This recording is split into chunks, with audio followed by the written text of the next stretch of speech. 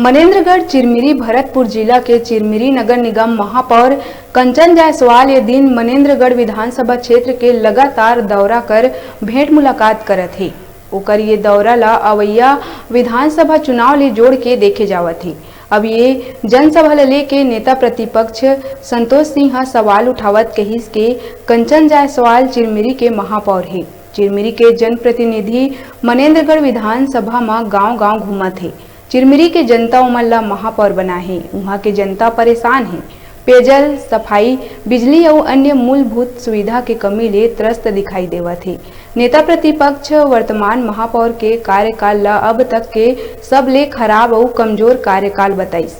बदादन के मनेन्द्रगढ़ विधायक वीना जायसवाल के पत्नी महापौर कंचन जायसवाल है। ऐसन में चिरमिरी नगर निगम के दौरा कर काम करतीस तो ज्यादा अच्छा होतीस।